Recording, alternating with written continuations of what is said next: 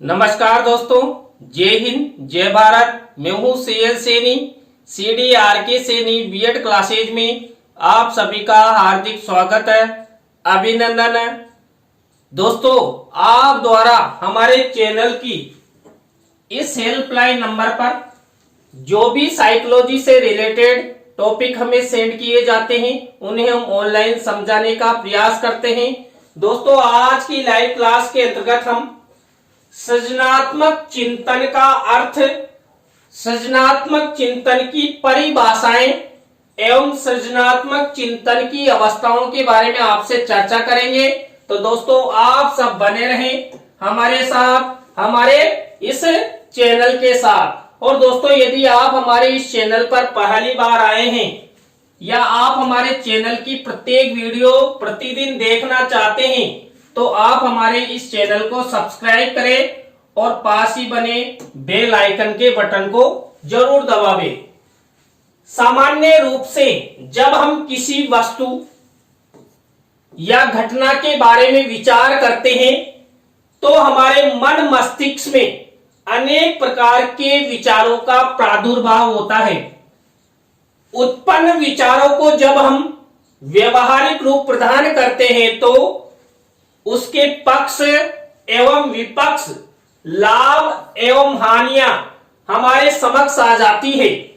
इस स्थिति में हम अपने विचारों की सार्थकता एवं निरर्थकता को पहचानते हैं, सार्थक विचारों को व्यवहार में प्रयोग करते हैं। इस प्रकार की स्थिति सृजनात्मक चिंतन कहलाती है। दोस्तों, हमारे जीवन में प्रतिदिन कई प्रकार की घटनाएं घटित होती है। हम कई वस्तुओं, पदार्थों या तथ्यों के बारे में सोचते हैं, चिंतन करते हैं। अब देखिए, जो हमें कोई वस्तु, पदार्थ या तथ्य या कोई घटना हमें दिखाई देती है या हमें सूचना मिलती है तो हम उनके बारे में चिंतन शुरू कर देते हैं। उन पर कई प्रकार के विचार हमारे मन मस्तिष्क में उपस्थित होते हैं। अब दोस्तों, यहाँ पर जो किसी वस्तु, पदार्थ या तथ्य के बारे में जो हमारे मन मस्तिष्क में विचार उत्पन्न होते हैं, ये सकारात्मक विचार भी उत्पन्न होते हैं और नकारात्मक विचार भी उत्पन्न होते हैं। देखिए, प्रत्येक वस्तु, पदार्थ या तथ्य के बारे में द्विअर्थी विचार हमारे मन मस्तिष्क में उत्पन्न होते हैं, प्रादुर्भाव होते हैं। लेकिन जो सकारात्मक विचार होते हैं, उन सकारात्मक विचारों के द्वारा हम अपना व्यवहार परिवर्तन करते हैं, अर्थात उस वस्तु, पदार्थ या तथ्य के बारे में जानने की कोशिश करते हैं, उसमें कुछ नया करने का प्रयास करते हैं। तो यहाँ पर जो हमारी सृजनात्मकता होती है, उस सृजनात्मकता के विषय में हमारे द्वारा चिंतन किया जाता है। इसी को हम सृजनात्मक चिंतन कहते हैं। सृजनात्मक चिंतन में नए और मूल विचारों का उत्पादन या समस्याओं का समाधान शामिल है। कभी कभी सृजनात्मक चिंतन को अलग तरीके से सोचने या सोचने का एक नया तरीका समझा जाता है। हालांकि यह जानना महत्वपूर्ण है कि नवीनता के अलावा मौलिकता भी सृजनात्मक चिंतन की एक महत्वपूर्ण विशेषता है। दोस्तों, हम हमारे मन मस्तिष्क में जो भी नया विचार लाते हैं, ये हमारी मौलिकता होती है और ये सृजनात्मक चिंतन की एक विशेषता होती है। दोस्तों, हम किसी वस्तु, पदार्थ या तथ्य के बारे में विचार कर रहे हैं और उन विचारों के द्वारा उन वस्तुओं, पदार्थों या तथ्यों के बारे में कुछ नया निर्माण करने की हमारे मन मस्तिष्क में मौलिकता आ जाए, विचार आ जाए, तो सृजनात्मक चिंतन के द्वारा हम उसे संपादित करते हैं। दोस्तों, किसी भी वस्तु, पदार्थ या तथ्य के बारे में जिसमें हम नया निर्माण करना चाहते हैं, नया आविष्कार करना चाहते हैं, उसमें परिवर्तन करना चाहते हैं, तो बिना सृजनात्मक चिंतन के हम उसमें कुछ भी नहीं कर सकते। इसलिए किसी भी वस्तु पदार्थ या तथ्य के बारे में हमारे मन मस्तिष्क में सृजनात्मक चिंतन का होना आवश्यक है।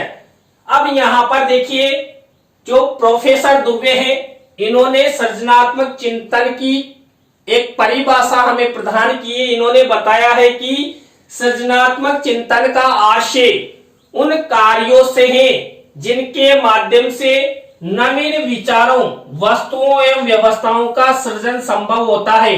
दोस्तों, मैंने आपको बताया ना, हम किसी वस्तु पदार्थ या तथ्य के बारे में विचार करते हैं और विचारों के द्वारा हम उनमें कुछ नया करने का प्रयास करते हैं। अब वो दोस्तों, वो कोई सा कार्य भी हो सकता है या किसी भी प्रकार का नया निर्माण भी हो सकता है। दोस्तों, जब हम किसी भी प्रकार की कोई नई योजना बनाते हैं तो उसके बारे में हमें चिंतन करना होता है और चिंतन के द्वारा ही हमें उसकी सफलता अर्थात उसकी प्राप्ति के लिए लगातार प्रयासरत रहते हैं। दोस्तों, हमारे जीवन में कई प्रकार के लक्ष्य होते हैं। इन लक्ष्यों की प्राप्ति भी हम सृजनात्मक चिंतन के द्वारा ही संपादित कर सकते हैं। मान लीजिए दोस्तों, आपके घर किसी भी प्रकार का कोई कार्यक्रम है, वो शादी भी हो सकती है, मुंडन संस्कार भी हो सकता है या बर्थडे भी हो सकता है, लेकिन वो जब संपादित किया जाएगा जब आप चिंतन करेंगे। अब दोस्तों, यहाँ पर जब हम उन कार्यक्रमों को संपादित करते हैं तो वहां पर जो व्यवस्थाएं करनी होती है, उन व्यवस्थाओं में हमारा सृजनात्मक चिंतन बहुत जरूरी है कि किस जगह क्या करना है, किस तरह स्वागत गेट लगाया जाएगा, बारात का आगमन कहां से होगा, जीवन व्यवस्था कहां होगी। तो इन सब के बारे में हमें चिंतन करना होता है और यही हमारा सृजनात्मक चिंतन होता है।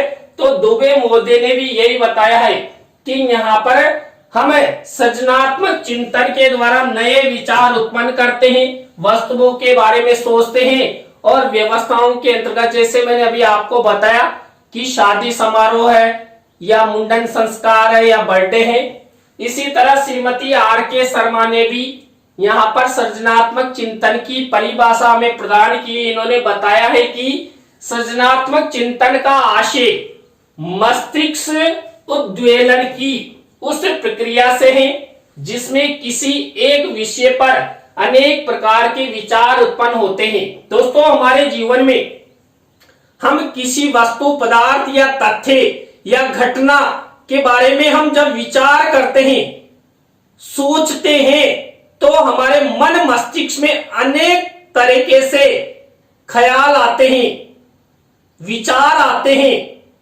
और जब अनेक प्रकार के एक वस्तु के प्रति विचार उत्पन्न होते हैं तो दोस्तों, मैंने शुरू में ही बताया कि सकारात्मक विचार भी आएंगे और नकारात्मक विचार भी आएंगे। अब यहां पर जो उचित होगा उस वस्तु पदार्थ या तथ्य में जो हम अच्छी तरीके से नया कर सके, ऐसे विचारों को हम ग्रहण कर लेते हैं अर्थात व्यवहार में ला देते हैं। तो यहां पर भी सृजनात्मक चिंतन मस्तिष्क उद्वेलन की प्रक्रिया श्रीमती आर के शर्मा ने मानी है। और दोस्तों, जो मस्तिष्क उद्वेलन है, ये अलग से ही आपको एक क्लास में बताया जाएगा। बहुत अच्छा टॉपिक है मस्तिष्क उद्वेलन, जो आपकी प्रतियोगिता परीक्षाओं में कई बार पूछ लिया जाता है। तो यहाँ पर मस्तिष्क उद्वेलन यानी कि मस्तिष्क में जब हलचल होती है तो हमारे मन में विचार उत्पन्न होते हैं। तो यहाँ पर देखिए, हमने जो अब तक अध्ययन किया, इससे स्पष्ट होता है कि सृजनात्मक चिंतन का आधार नवीन विचारों एवं उपयोगी वस्तुओं का सृजन करना है। इसका संबंध भौतिक जगत से होता है। इसमें विचारक किसी विचार का उपयोग भौतिक जगत की सुख एवं सुविधाओं के लिए करता है। इस प्रकार सृजनात्मक चिंतन मानसिक प्रक्रिया के साथ साथ कौशलात्मक प्रक्रिया से भी संबंधित होता है। दोस्तों, हम हमारे मन मस्तिष्क में किसी वस्तु पदार्थ या तथ्य के बारे में जब चिंतन करते हैं तो चिंतन करने से हमारे मन मस्तिष्क में विचार उत्पन्न होते हैं और जो विचार उत्पन्न होते हैं उनके द्वारा ही सृजनात्मकता आती है। तो यहाँ पर जो सृजनात्मक चिंतन है ये मानसिक प्रक्रिया के साथ साथ कौशलात्मक प्रक्रिया भी होता है, क्योंकि यहाँ पर हमारे चिंतन के द्वारा जो हम नई क्रिएटिविटी करते हैं उस क्रिएटिविटी के द्वारा जो भी हम नया आविष्कार करते हैं, नई वस्तुओं का सृजन करते हैं, ये समाज के लिए उपयोगी होती है। दोस्तों हमारे वैज्ञानिकों मनोवैज्ञानिकों ने जो आविष्कार किए हैं उनका उपभोग हम सब करते हैं। इसलिए यहाँ पर जो सृजनात्मक चिंतन है ये मानसिक प्रक्रिया के साथ साथ कौशलात्मक प्रक्रिया भी है। और दोस्तों जो सृजनात्मक चिंतन होता है इसका मुख्य आधार क्या माना गया है? नवीन विचार और जो वस्तुएं होती है उन वस्तुओं का सृजन करना। दोस्तों इसके बाद हम आपसे चर्चा करते हैं यहाँ पर जो सृजनात्मक चिंतन है इसकी अवस्थाओं के बारे में। कोई भी व्यक्ति किसी भी समस्या का समाधान कर रहा हो या सृजनात्मकता चिंतन कर रहा हो तो उसे 4 अवस्थाओं से गुजरना होता है। तो यहाँ पर पहली अवस्था मानी गई है तैयारी। इस अवस्था में व्यक्ति को समस्या के पक्ष एवं विपक्ष में आवश्यक तथ्य एकत्रित करने होते हैं। जैसे एक चित्रकार को अपनी पेंटिंग बनाने के से पूर्व किसी प्राकृतिक स्थान पर बैठकर रंग, आकार, रोशनी आदि का ज्ञान प्राप्त करना होता है। दोस्तों जब हम किसी भी वस्तु, पदार्थ या तथ्य के बारे में सृजनात्मक चिंतन करते हैं तो यहाँ पर जो सृजनात्मक चिंतन के द्वारा जो हमारे मस्तिष्क में विचार उत्पन्न होते हैं उन विचारों की सार्थकता हेतु हम सबसे पहली स्टेप अपनाते तैयारी, कि हम तैयारी कैसे करेंगे, क्योंकि हमारे मन मस्तिष्क में विचार तो उत्पन्न हो चुके हैं लेकिन इन विचारों को धरातल पर कैसे उतारेंगे। यहाँ पर देखिए चित्रकार का उदाहरण दिया है। मान लीजिए दोस्तों चित्रकार पर्यावरण से रिलेटेड कोई चित्र बना रहा है तो उसे पर्यावरण अर्थात बाहरी माहौल में जाना होगा। उसके बाद वहां के जो भी पेड़ पौधे हैं, हमारी प्रकृति है, उसको देखना होगा, उसके अनुसार कलर्स है, उसका आकार है या किस तरह का पेड़ बनाना है, उन सबको सेलेक्ट करना होगा। अर्थात पहला प्रक्रिया, पहली अवस्था होगी तैयारी। इसके बाद उद्भवन, यह चिंतन की वह अवस्था है जिसमें व्यक्ति की निष्क्रियता बढ़ जाती है। यह निष्क्रिय अवस्था लंबी तथा छोटी दोनों प्रकार की हो सकती है। इस अवस्था में व्यक्ति समस्या के समाधान के बारे में चिंतन छोड़कर विश्राम करने लगता है। दोस्तों जब हम किसी वस्तु, पदार्थ या तथ्य के बारे में नए विचार उत्पन्न कर उसकी तैयारी में लग जाते हैं तो उसके बाद हम उद्भवन इस अवस्था में प्रवेश करते हैं। और यहाँ पर हम क्या करते हैं, यार किस तरह हम इसका निर्माण करेंगे, ऐसा चिंतन करते हुए हम विश्राम करने लग जाते हैं। अर्थात हम कहते हैं ना यार थोड़ी देर विश्राम करने दो, उसके बाद सोचते हैं कि आगे क्या करना है। तो इस अवस्था से प्रत्येक सृजनात्मक व्यक्ति को गुजरना होता है। इसके बाद वह थर्ड अवस्था में प्रवेश करता है। थर्ड अवस्था है प्रबोधन। इस अवस्था में अचानक व्यक्ति को समस्या का समाधान दिखाई देता है। उद्भवन की अवस्था में व्यक्ति अचेतन रूप से समस्या के भिन्न भिन्न पहलुओं को पुनर्संगठित करता है और उसे अचानक समस्या का समाधान नजर आ जाता है। दोस्तों जब हम दूसरी अवस्था में प्रवेश करते, मैंने बताया ना कि हमें जब कोई रास्ता नहीं मिलता है तो हम आंख बंद करके विश्राम करना चाहते हैं और झट से इस तरह करते हुए अरे यार समाधान मिल गया मिल गया मिल गया, तो तुरंत इस तरह हमारे मन मस्तिष्क में किसी वस्तु, पदार्थ या तथ्य के बारे में सृजनात्मक चिंतन के द्वारा हमने जो विचार किया तो समस्या का समाधान मिल जाता है। इसलिए यहाँ पर प्रबोधन की अवस्था थर्ड अवस्था को माना गया है। इसी के द्वारा हम समस्या समाधान करते हैं। इसके बाद फोर्थ नंबर की अवस्था में प्रवेश करते हैं प्रमाणीकरण।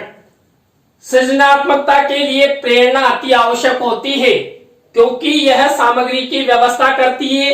कल्पना के द्वारा जो कार्य शुरू किया जाता है उसे बुद्धि एवं निर्णय के द्वारा पूर्ण किया जाता है। इस अवस्था में समस्या के समाधान की जांच होती है कि वह ठीक है अथवा नहीं है, यानी कि अंतिम अवस्था प्रमाणीकरण।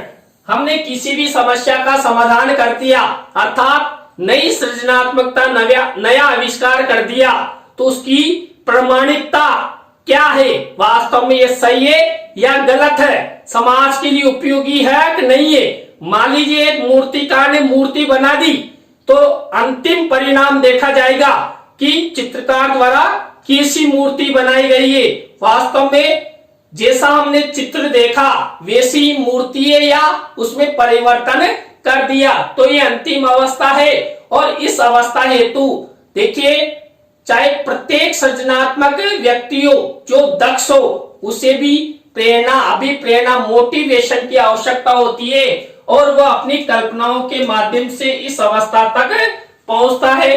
तो दोस्तों, आज की लाइव क्लास के अंतर्गत हमने आपको यहाँ पर सृजनात्मक चिंतन का अर्थ, सृजनात्मक चिंतन की परिभाषाएं और सृजनात्मक चिंतन की 4 अवस्थाओं के बारे में बताया।